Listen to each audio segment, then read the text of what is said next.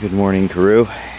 It's Saturday the 4th of January, and as you can see, the water level is way up. It rained all day yesterday, and it was like 3 degrees and raining basically all day. And this morning I woke up and ice everywhere. It's about probably -1, and the water level is super high. So I thought I'd come down and get in the river. First time since it's been a week and a half or something, maybe even 2 weeks. So let's see how this goes. I'm going to set the camera over here. Because my normal mode of entry isn't going to work under these conditions.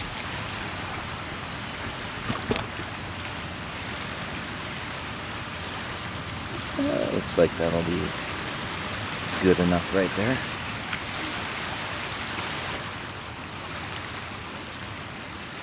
So the question of the day for you, Carew, is: did you see Paris? Did you see France?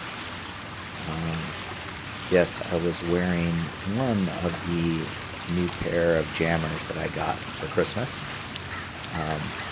And I know you can't tell in this video, but they have a map of Paris on them, printed on the swim trunks. I'm not sure why they're in pink. I suppose that's a aesthetic choice. But the important thing about this pair of jammers was that they were 2/3 off. So instead of $30, they were $10. And so that was the Christmas present that I got. And I gotta say, they're great. They're comfortable. And I got another pair as well that are equally loud, but don't have a map on them, unfortunately. Yeah, so I'm happy to have baptized those jammers.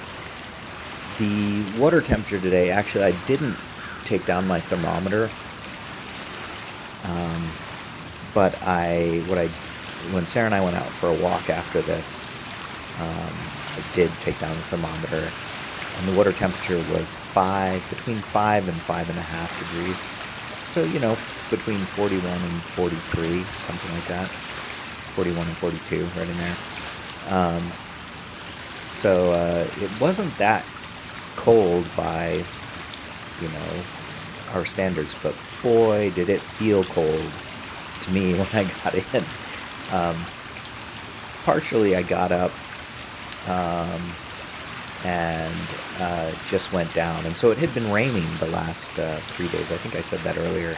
But then it froze last night, and there was a sheet of ice on everything. And and the river, as I said, was way up as well. So I figured it was a good day to get out and get down there, because I wasn't sure. It was forecasted to rain again. However, the sun came out after this. So I went back and worked out after I got out of the water, and then Sarah and I went for a walk. And that's when I checked the temperature. So yeah, it was cold. Also, I don't know if you noticed, I found I have a pair of toe shoes, the Vibram 5 Fingers, that's neoprene, and they're water shoes, and I'd forgotten that I had them, and I thought I would just try them out, because I don't think I've used them for cold soaking for a while. And I know Greg, when I went in with him, he just wore sandals, and his feet really hurt. And wearing the 5 Fingers versus those neoprene boots, I really felt the cold. And yeah, I did. I had some shooting pains in my feet. Not bad. I mean, it was pretty minor, and went away fairly quickly. But the difference between that and the neoprene booties is a marked difference. However, I got out like I said, I went home and worked out, and I just took them off and I threw on a pair of socks and shoes and worked out. By the time I was done working out, my feet were totally warm again, and so it wasn't. It did the job that it was supposed to do, which is to keep the, you know, I don't really want to go barefoot, partially because there's rocks all over the place. In here, it's you don't want to be walking around in there without something on your feet.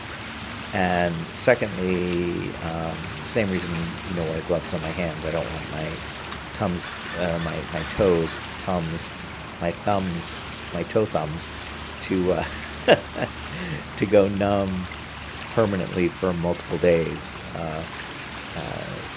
and maybe even longer term. So yeah, wearing the toe shoes seems to serve that purpose perfectly well. Thinking about coming to see you in February and getting into Mississippi. I suppose I should talk to you about whether or not I should bring my own gloves and booties, or maybe just the toe shoes, or borrow yours. I know you've got extras, but mine just take up a lot of space in the luggage, and since we're going to Boston first, I'm not sure I want to pack them. Maybe I'll just get a new pair of light booties and gloves, because I left my second pair in Wales for when we're there. But I guess that's something I can think about later. So yeah, I put up the video yesterday about what happened yesterday. I don't really have much else to talk about. I did. It's interesting because I didn't use a timer again today, and I was in there, and I was thinking I was in there from between 4 and 5 minutes. Turned out I think it was around 7 minutes of full submersion. So clearly my internal timer's not that great. Regardless, it was nice to be in there. Now the one thing about when the water's this high is it's really loud.